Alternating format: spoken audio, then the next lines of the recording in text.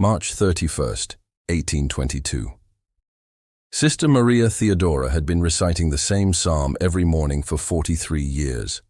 Psalm 23. The Lord is my shepherd.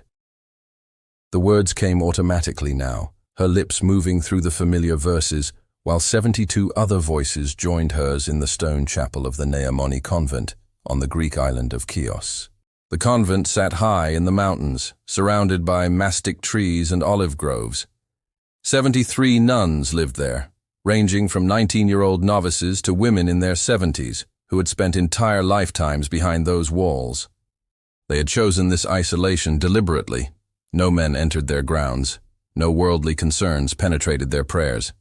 For generations, the Ottoman authorities had left them alone, collecting modest taxes but otherwise ignoring the Christian women who devoted their lives to God. That morning felt no different from any other. Sister Maria noticed the way sunlight filtered through the high windows, casting the same patterns it always did at dawn. She heard Sister Anastasia's voice crack slightly on the high notes, just as it always did.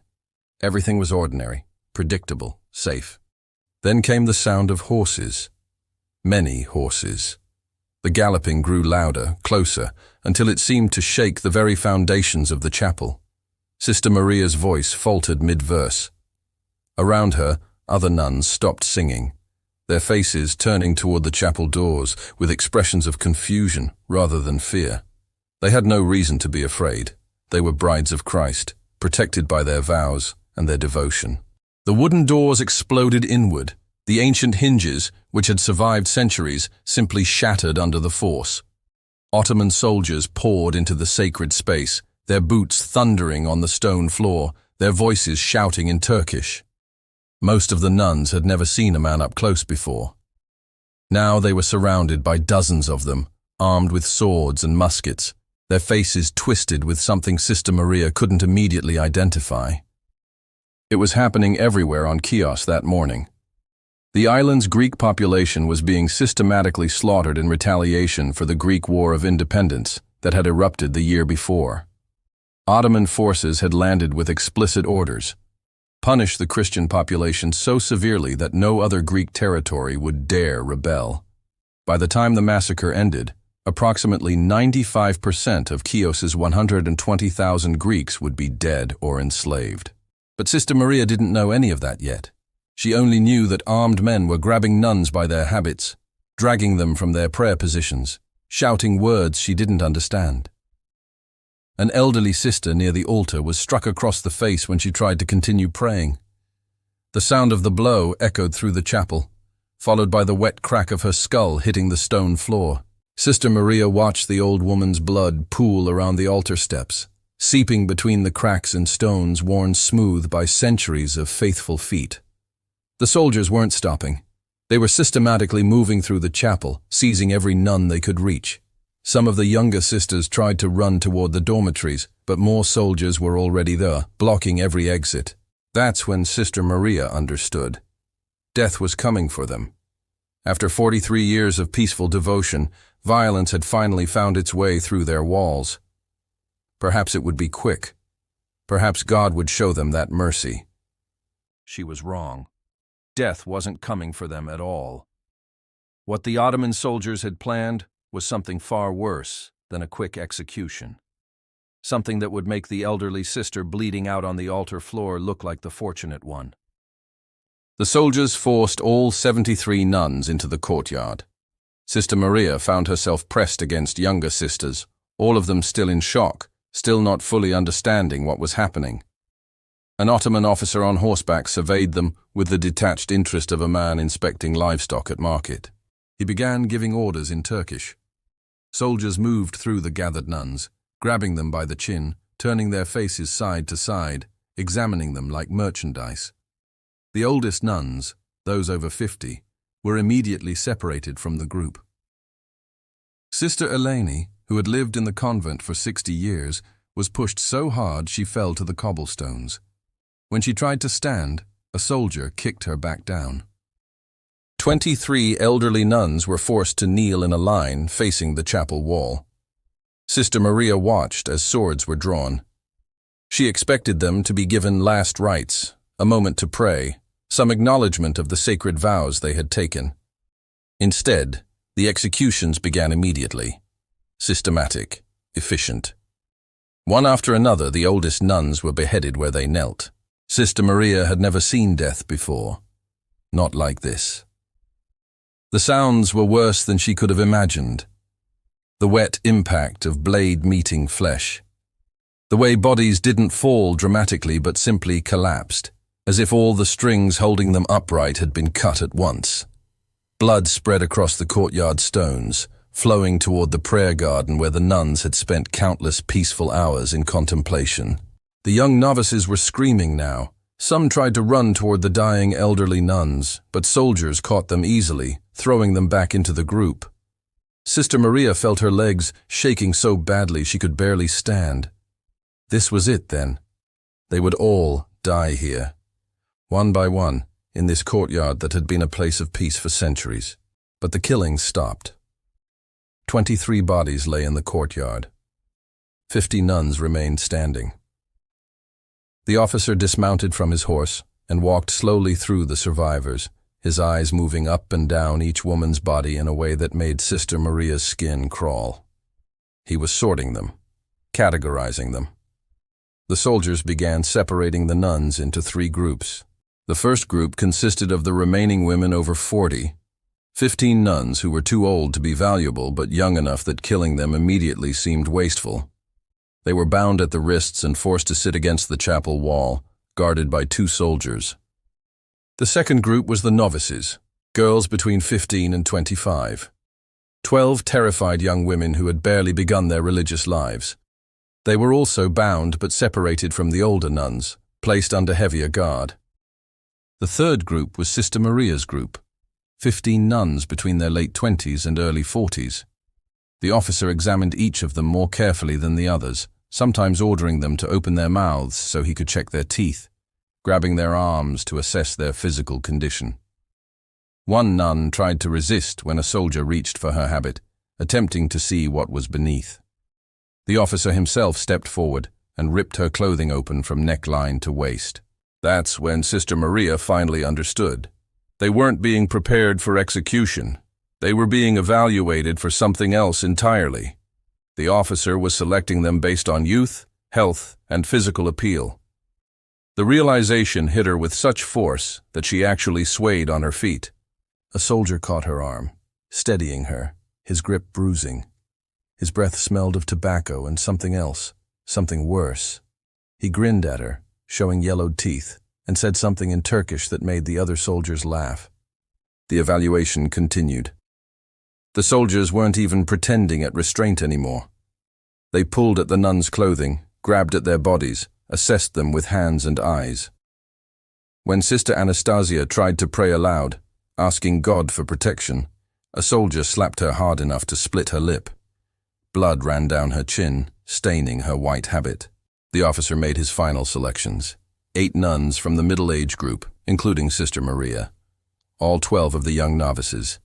20 women total, chosen for reasons that were becoming horrifyingly clear. The 15 older nuns who hadn't been chosen watched with growing understanding. One of them, Sister Irene, began to weep. Not for herself, but for the 20 women being separated from the group. "God forgive us," she whispered. "God forgive us for envying the dead." The 20 selected nuns were marched toward the convent gates. Behind them, Sister Maria heard the sounds of renewed violence. The soldiers were dealing with the remaining 15 nuns, the ones too old to be worth keeping. More screaming, more wet sounds of blades meeting flesh. Then silence. Sister Maria forced herself to keep walking. She couldn't look back, couldn't process what had just happened. Her mind kept returning to the morning prayer that had been interrupted. "The Lord is my shepherd. I shall not want." The words seemed obscene now, a cruel joke from a God who had abandoned them completely. The soldiers loaded the 20 nuns onto carts like cargo. As they were driven away from the only home most of them had ever known, Sister Maria caught one last glimpse of the convent courtyard. The cobblestones were completely red now, the blood of 48 sisters soaking into the ancient stone. That's when one of the younger soldiers riding beside the cart leaned over and whispered something to his companion. Both men laughed. One of them reached out and grabbed at Sister Maria's torn habit, pulling it further open. She tried to cover herself, but her hands were bound. The soldier spoke in broken Greek this time, wanting them to understand. "You pray for death now. Before we finish, you beg for death, but we not let you die, not for long time." The carts traveled for 3 hours before stopping at an abandoned monastery in the hills. The building had once housed Orthodox monks, but it stood empty now, its previous occupants long dead or fled. Ottoman soldiers had converted it into something else entirely. A processing center, though Sister Maria wouldn't understand that term for several more hours. The 20 nuns were dragged from the carts and forced into the monastery's main hall. What had once been a place of worship now held rows of stained mattresses on the floor, chains bolted to the walls, and a smell that made Sister Maria gag. Human waste, blood, and something else. The unmistakable stench of fear and suffering that had soaked into the very stones. They weren't the first women brought here. Sister Maria could see evidence of previous captives everywhere. Torn clothing in corners, scratches on the walls where fingernails had clawed at stone, dark stains on the mattresses that could only be blood. In one corner she spotted a small wooden cross, broken in half. An Ottoman officer entered, different from the one at the convent. This man was older, his beard grey, his face bearing the weathered look of someone who had seen too much violence. He spoke in Greek, clearly well practiced in this speech. "You are no longer nuns. You are no longer Christians. Your old lives ended this morning. What happens next depends on your cooperation." He paused, letting his words sink in. "You will renounce your vows to your Christ. You will convert to Islam. You will serve the soldiers of the Ottoman Empire. Those who resist will suffer. Those who comply will merely endure." Sister Anastasia, the young novice whose lip had been split earlier, found her voice. "We are brides of Christ. We cannot renounce our vows. We would rather die." The officer smiled. It was not a kind expression. "Death is not available to you. Not yet." He nodded to the soldiers. What happened next lasted 6 hours. Sister Maria would spend the rest of her life trying to forget those hours, trying to separate her consciousness from her body, trying to convince herself that the woman who endured that afternoon was someone else entirely. The soldiers worked in shifts. They had done this before. Their efficiency made that clear. They started with the youngest novices, making the older nuns watch. The goal wasn't just violation, it was systematic destruction of identity, faith, and will.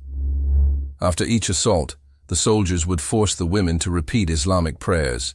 When they refused, the violence intensified. Sister Maria was fourth. 3 soldiers held her down, while a 4th tore away what remained of her habit. She tried to pray, tried to retreat into the words that had sustained her for 43 years, but the pain was too immediate, too overwhelming. "Our Father who art in heaven, hallowed be thy name." The words dissolved into screaming. Between assaults, the officer would return, asking the same question. "Will you renounce Christ? Will you accept Islam?" Every refusal brought more soldiers, more violence. By nightfall, none of the nuns were refusing anymore. They were barely conscious. But the breaking protocol wasn't finished. The soldiers brought in a basin of water and forced each nun to wash herself. Then they were given new clothing, simple dresses instead of habits. The symbolism was deliberate. They were being stripped of their religious identity piece by piece. The officer returned with a mullah, an Islamic religious leader. One by one, the nuns were forced to recite the Shahada, the Islamic declaration of faith. There is no God but Allah, and Muhammad is his messenger. Those who refused had their heads held under water until they were on the verge of drowning, then forced to speak the words while gasping for air. Sister Maria heard herself saying the words. Her voice sounded strange, distant, like it belonged to someone else. The moment the Arabic syllables left her lips, Something inside her shattered.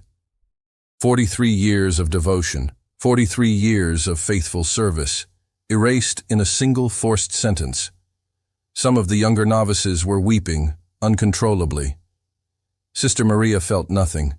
The numbness was almost merciful, a buffer between her consciousness and the reality of what had been done to them.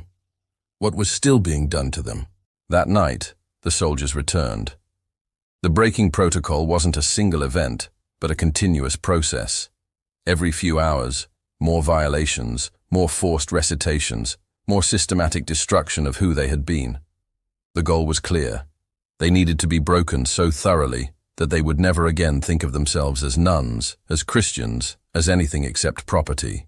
By the second day, 2 of the novices had stopped responding entirely. They stared at nothing, their eyes empty, their bodies present, but their minds gone to some unreachable place. The soldiers didn't care. They used them anyway. By the 3rd day, Sister Maria understood the full horror of their situation. Death had been denied to them, but so had any hope of rescue, any possibility of return to their former lives. They were being transformed into something else entirely. Not killed, but erased. Their identities, their faith, their very souls were being systematically destroyed. One of the older nuns, Sister Sophia, managed to whisper to Sister Maria during a brief moment when the guards weren't paying attention. God has forsaken us. We must forsake ourselves to survive this. Sister Maria couldn't even disagree. Where was God in this place? Where was divine mercy? Where was the shepherd who was supposed to protect his flock? The psalms she had recited for decades felt like lies now, empty promises from a deity who had turned his face away. The 4th night brought something worse. The officer announced that they were being prepared for sale. The breaking protocol had been preparation, a way to ensure they were compliant and broken enough to be valuable merchandise. The systematic rape hadn't been random cruelty. It had been training. "You have served your purpose here," the officer said. "You are no longer the Christian women you were. You are not yet what you will become, but you are ready to be sold." Sister Anastasia, the novice who had spoken so bravely that first day, laughed. It was a horrible sound, cracked and broken. "Sold? To whom? For what?" The officer's expression never changed. "To the highest bidders, for whatever purposes they choose. Some of you will go to military officers as concubines, some to civilian households as servants and slaves, some to brothels in Constantinople. Your new owners will complete what we have started here." That's when Sister Maria finally understood the full scope of their nightmare. The monastery wasn't the destination. It was just the beginning. They were being processed, prepared, broken down, and rebuilt as something that could be sold. The violence of the past 4 days wasn't the punishment. It was the preparation for everything that would follow. One more night in the monastery. One more round of systematic brutalization. Then, at dawn on the 5th day, they were loaded onto carts again. 20 women had entered the monastery. 19 left it. One of the youngest novices had found a way to die during the night, though Sister Maria never learned how. Perhaps she had simply willed her heart to stop. As the carts pulled away, Sister Maria looked back at the monastery one last time. She could see new carts arriving, bringing fresh captives from other convents, other villages. The breaking protocol would continue. They were just one group among hundreds, maybe thousands. The machinery of destruction was efficient, well organized, and seemingly endless. The soldiers hadn't lied. Death wasn't available to them. Not yet. What lay ahead was somehow going to be worse than what they had already endured. Sister Maria couldn't imagine how that was possible, but the soldiers' expressions told her it was true. The slave market in Chios town occupied what had once been the main commercial square. Now it served a different kind of commerce. Hundreds of Greek captives stood in chains, being examined by Ottoman buyers who moved through the crowds with the casual interest of people shopping for furniture. The 19 nuns were kept in a separate holding area behind a canvas partition. They could hear the market noise, the calls of auctioneers, the haggling over prices. A merchant explained to them, in Greek, how this worked. His matter-of-fact tone made the horror worse somehow. "You are premium merchandise. Former nuns bring exceptional prices, especially those who took vows of perpetual virginity." He seemed to find this amusing. Buyers pay extra for the irony. A woman who devoted herself to purity, now completely broken and available for any use. It appeals to a certain type of wealthy man. He walked along the line, examining each woman. "You," he pointed at one of the younger novices, "will likely go to a military officer. Pretty enough, young enough to be trained further. You," pointing at Sister Maria, "are older but still valuable. Perhaps a wealthy merchant's household. Maybe a brothel catering to men who enjoy the idea of defiling religious women." Sister Anastasia spat at him. The merchant simply wiped his face and nodded to a guard who beat her unconscious with casual efficiency. When she woke, her front teeth were missing, knocked out by the blows. The merchant examined her again. "Now you're worth less. Beauty damage reduces value significantly. You'll go to a lower-tier buyer, maybe a rural household where appearance matters less than work capacity." The auction began at noon. The nuns were brought out one at a time, forced to stand on a raised platform while buyers examined them. The process was humiliating beyond anything Sister Maria had experienced even in the monastery. Buyers would touch them freely, checking teeth, examining bodies, asking the merchant to verify their background. "This one was 43 years in the convent," the merchant announced when Sister Maria's turn came. "Never knew a man before last week. Broken properly, very compliant now. Health is good, no diseases yet. Starting bid is 120 gold pieces." The bidding was brisk. Sister Maria stood on the platform, her mind detaching from her body again, floating somewhere above the scene. She watched herself being sold, like she was watching a stranger. The final price was 200 gold pieces, paid by a merchant from Smyrna who already owned 12 slaves and wanted another for his expanding household.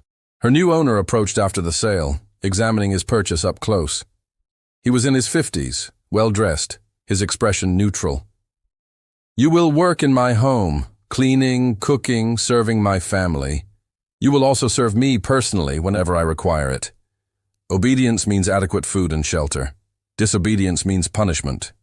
Do you understand?" Sister Maria nodded. What else could she do? "Good. You will forget your Christian name. I will call you Aishi. That is your name now.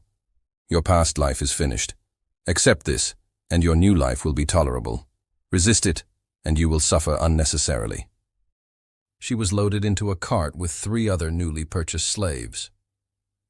As they left Chios, Sister Maria looked back at the market. The other nuns were being sold one by one. Sister Anastasia, with her missing teeth and bruised face, went for a fraction of the price the others commanded. The youngest novices brought the highest bids, sold to men whose intentions were obvious from their expressions. The journey to Smyrna took 2 weeks. Sister Maria learned the household routines from the other slaves. Her new owner was relatively restrained compared to what she could have faced. He used her sexually perhaps twice a week, always efficiently, never with particular cruelty. It was simply expected, part of her function in the household. But the psychological torture was constant. She was forced to serve during Islamic prayer times, forced to prepare food during Christian holy days, forced to witness her own erasure daily. The owner's wife took particular pleasure in humiliating her, making her Christian background clear to visitors. "This one was a nun," she would announce at gatherings.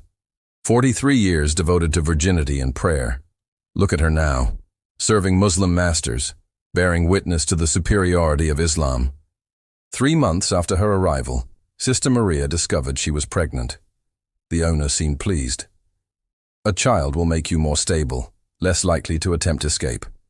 You'll be worth more with demonstrated fertility." The pregnancy was difficult. No medical care was provided beyond basic necessities. When Sister Maria went into labor, she was alone, except for one other slave who had delivered children before. The pain was excruciating, made worse by the knowledge of what this child represented. A boy. Healthy. The owner took him away immediately. He will be raised as my son, as a Muslim.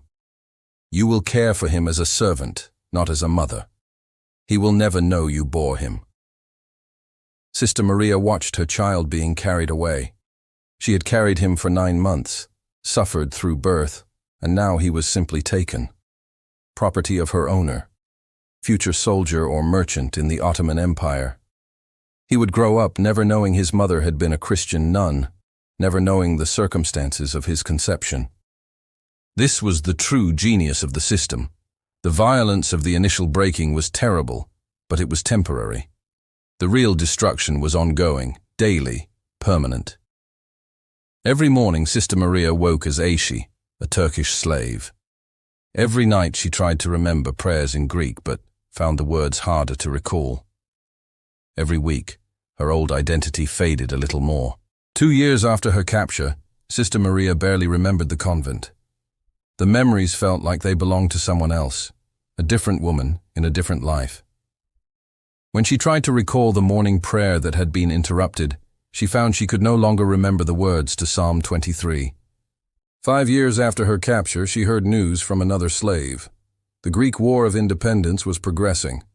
There were rumors of freedom for Greek captives, prisoner exchanges, diplomatic negotiations. For a brief moment, hope flickered in Sister Maria's chest. Then her owner called her to his chambers. "I've heard the rumors, too. If the Greeks come to liberate you, you will tell them you converted willingly, that you are content here. Do you understand? If you do not, I will sell your son to a military training camp. You will never see him again." The hope died. Sister Maria nodded. Even if liberation came, she could never leave. Her son was here. Her entire existence had been rebuilt around this servitude. Freedom had become meaningless. But the worst realization came slowly, over months and years. She wasn't unique. Every day she saw other women in similar situations. Former Christians, former nuns, all systematically broken and integrated into Ottoman society. Their children were everywhere, raised as Muslims, serving the empire their mothers had once resisted. The harem pipeline wasn't just about individual suffering. It was about erasure on a massive scale. Every nun who was captured, broken, and absorbed into Ottoman society represented a small victory against Christianity itself. Their children, their labor, their very existence served the empire that had destroyed them. Sister Maria understood now why death would have been mercy. The dead were simply dead. But she and the other survivors were being forced to participate in their own obliteration, to raise children for the enemy, to serve the system that had destroyed everything they once were. 12 years after her capture, Sister Maria stopped thinking of herself by her Christian name entirely. She was Aishi now. That other woman, that nun who had prayed in a mountain convent, felt like a character from a story she had once heard. Distant, unreal, gone. In 1824, 2 years after her capture, Sister Maria received an order that shattered whatever remained of her broken soul. Her owner had sold her services temporarily to Ottoman military forces conducting operations on nearby Greek islands. She would serve as a translator and, more specifically, as a demonstration tool. The Ottoman military had refined their psychological warfare tactics. They discovered that showing Greek resistors what had become of captured nuns was devastatingly effective. It broke civilian morale faster than any military assault. And so former nuns like Sister Maria were deployed as weapons themselves. She was taken to the island of Sara, where another Greek uprising was being crushed. The Ottoman forces had surrounded a convent there, and the 28 nuns inside were refusing to surrender. They had barricaded themselves in the chapel, prepared to die rather than face capture. The Ottoman commander ordered Sister Maria to approach the convent gates. She was dressed in Turkish clothing, her hair uncovered in the Islamic style, her appearance transformed from the nun she had once been. Behind her stood a line of soldiers, weapons ready. "Tell them who you were," the commander ordered. "Tell them what happened to you. Tell them that surrender means survival." Sister Maria approached the gates. Through the gaps in the wooden doors she could see frightened faces, young women, old women, all in the black habits she had once worn. They looked at her with suspicion and confusion. "Sisters," she called out in Greek. The word felt foreign in her mouth now. "I was like you. I lived in Neomoni convent on Chios. I took my vows 45 years ago. I believed God would protect us." She paused, her voice cracking. "I was wrong. The Ottomans came. They killed the elderly. They took the rest of us. What happened next was worse than death, but we survived. I have survived. You can survive too, if you surrender." One of the nuns inside shouted back, her voice trembling with rage. "You are no sister of ours. You dress as a Turk. You speak their language. You have betrayed Christ." The words struck Sister Maria like physical blows. She wanted to scream back, to explain that betrayal required choice, that survival wasn't the same as willing collaboration. But the Ottoman commander was watching. She had to continue. "I had no choice. Neither will you. They will take you whether you resist or not. Resistance only means more will die first. Surrender, and some of you might survive. Might find a tolerable life. Might become like you?" Another nun's voice, younger. "A slave, a whore, wearing their clothes, speaking their words? No. We would rather die as brides of Christ than live as Turkish property." The commander grew impatient. He ordered Sister Maria back and gave the assault order. The soldiers broke down the convent gates within minutes. The nuns had nothing to fight with except faith and fury. It wasn't enough. Sister Maria was forced to watch, forced to see the same pattern repeat itself. The elderly nuns executed immediately. The younger ones selected, separated, dragged away screaming.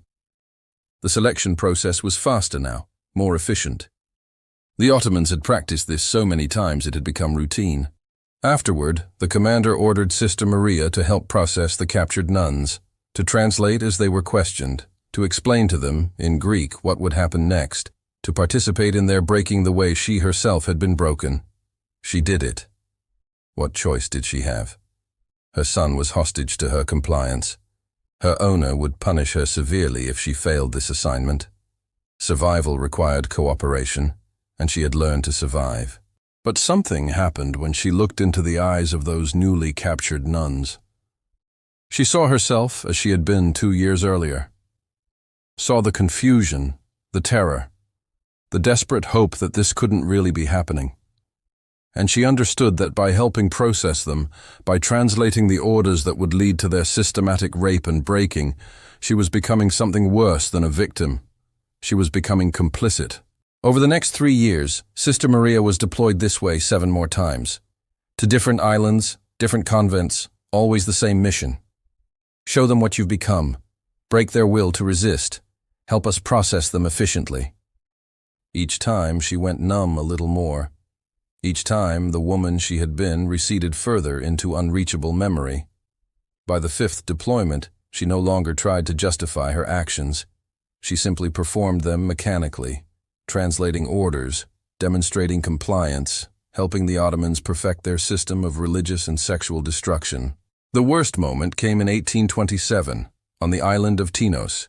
The convent there held 40 nuns, and among them was a woman Sister Maria recognized.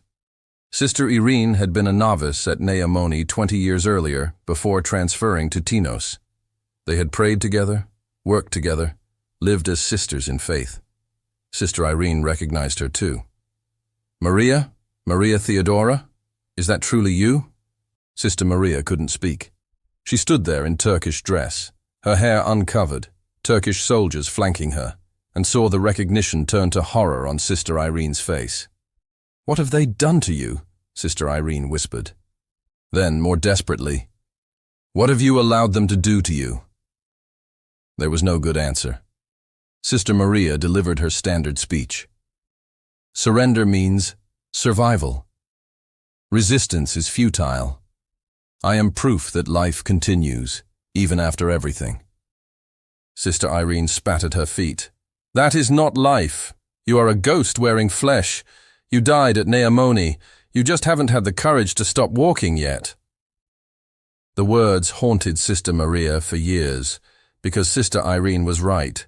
She had died that morning when the chapel doors exploded inward. Everything since then was just a corpse moving through the motions of existence. Eating, sleeping, serving, translating, complying. None of it was living.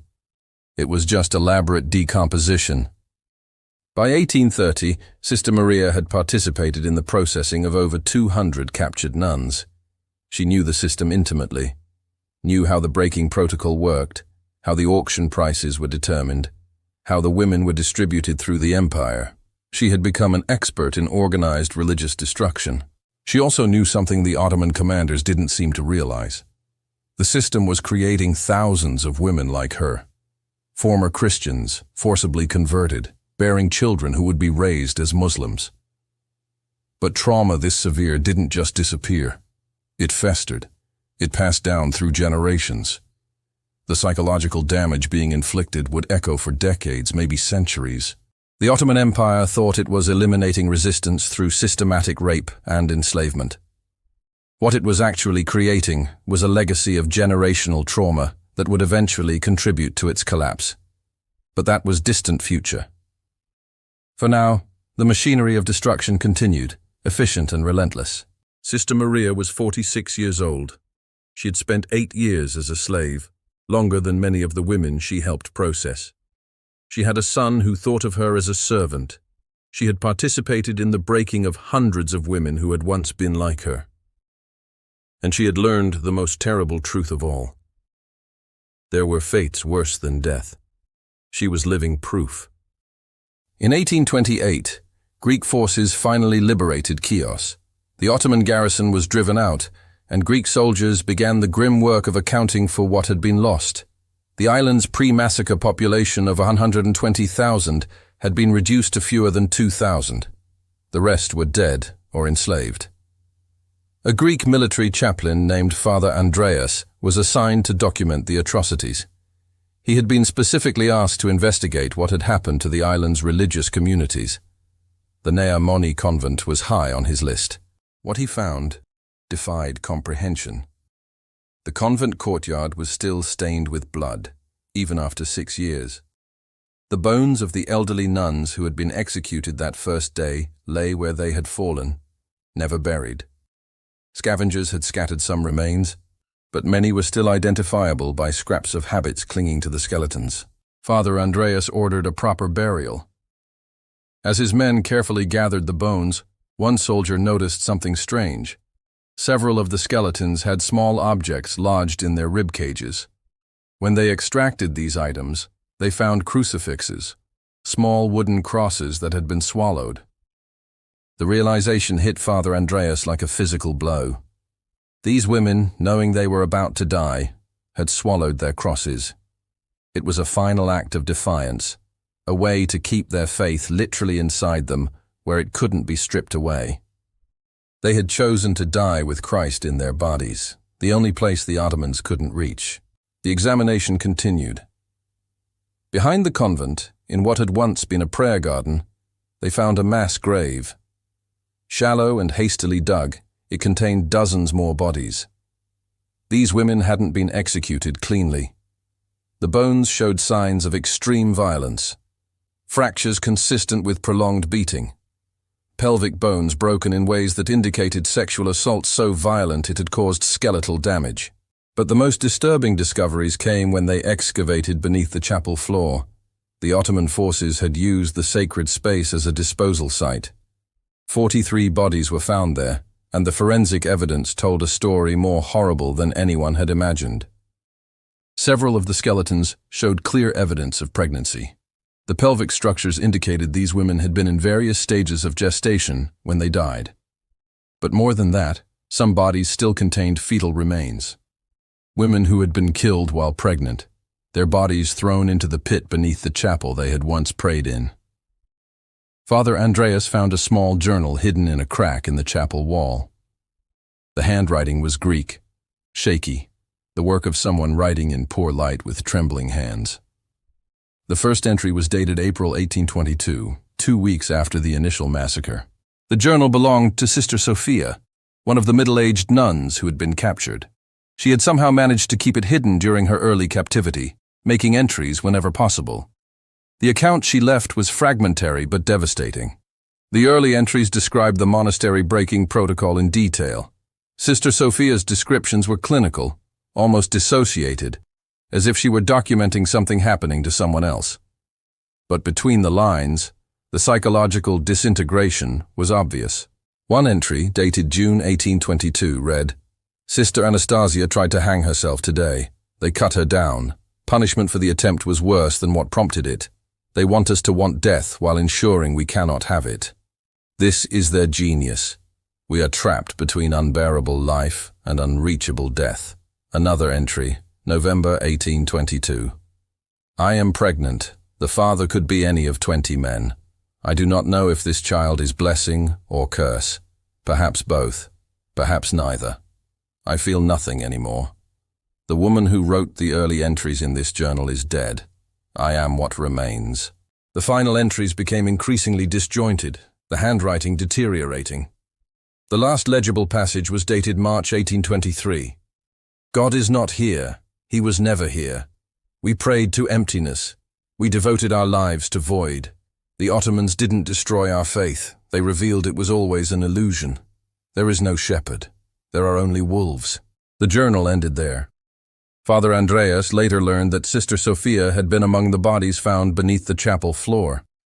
She had died pregnant, at age 41, 13 months after her capture. The estimated date of death matched the date of the last journal entry. But the most shocking discovery came when Greek forces began liberating slaves throughout the region. Among the hundreds of women freed from Ottoman households, they found 3 survivors from Nea Moni. Only 3 from the original 73 nuns. One was Sister Maria. She was found in Smyrna, in the household of a wealthy merchant. She was 48 years old and had been a slave for 6 years. When Greek soldiers arrived to liberate her, she refused to leave. "This is my home now," she told them. "My son is here. My life is here. I cannot return to what I was." They asked her name. She hesitated for a long moment before answering. "Aishi. My name is Aishi." The soldiers insisted she was Greek, was Christian, deserved freedom. She looked at them with eyes that held no recognition, no joy, no relief. "I was those things once. The woman you think I am died 6 years ago. I am who remains." They couldn't force her to leave. Legally, she was still property of her owner, and the diplomatic negotiations around slave liberation were complex. But more than that, it was clear she had been broken so thoroughly that freedom had no meaning to her anymore. Father Andreas interviewed her before the soldiers left. He asked about the other nuns from her convent. Sister Maria's responses were mechanical, emotionless. She confirmed what had happened. The selection, the breaking protocol, the sales, the systematic destruction of identity. "How many survived?" Father Andreas asked. "Survived?" Sister Maria's laugh was bitter. "None of us survived, Father. Some of our bodies are still walking, but we all died in that courtyard. You're speaking to a ghost." Father Andreas pressed her for details about the other 2 survivors. One, he learned, had been found in Constantinople, working in a brothel.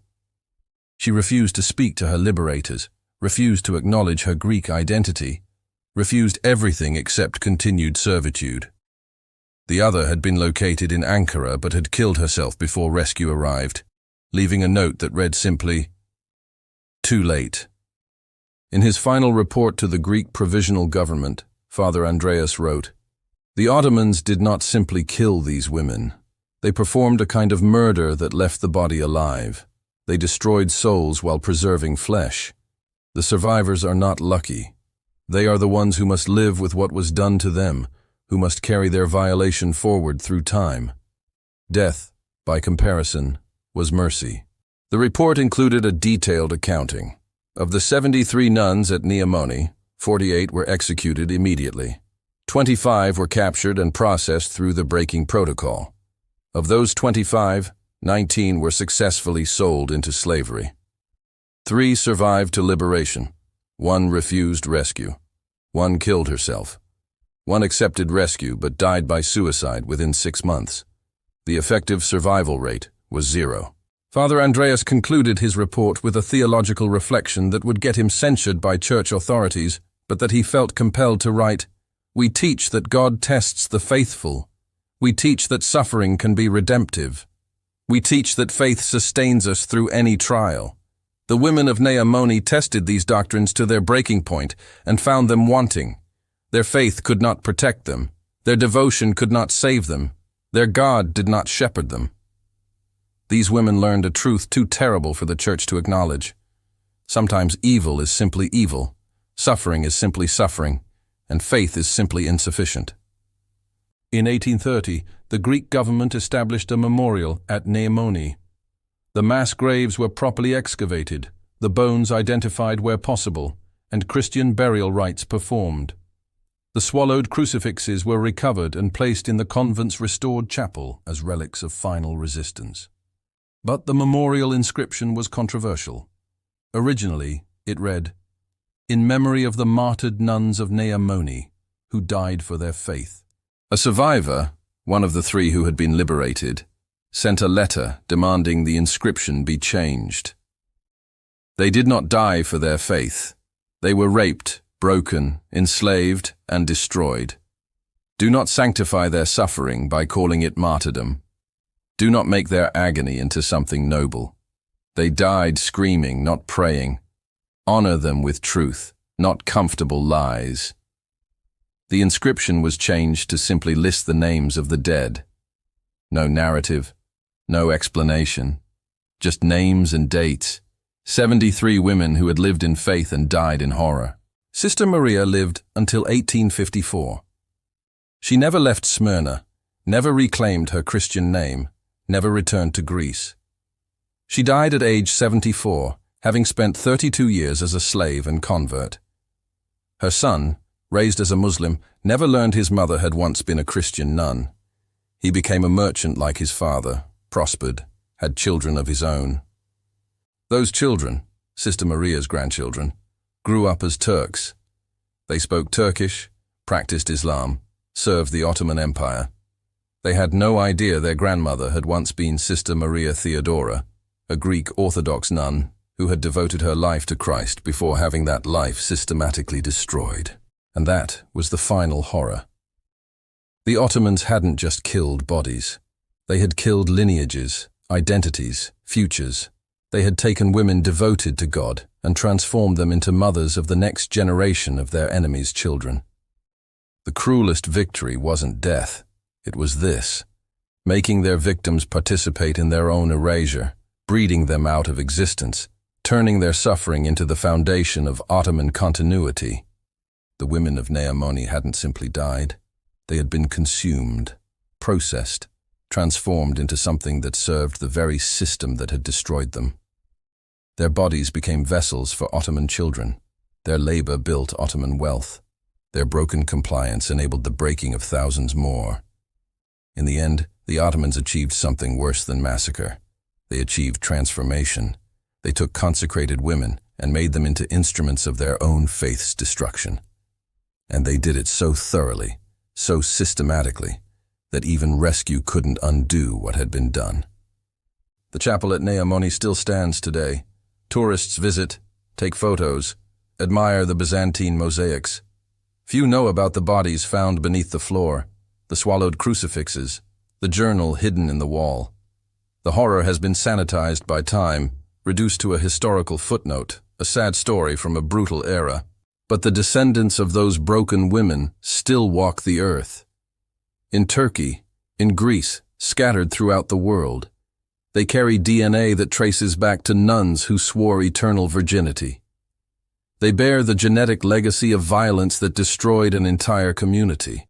They are the living proof that sometimes the worst thing you can do to someone isn't to kill them, it's to make them survive.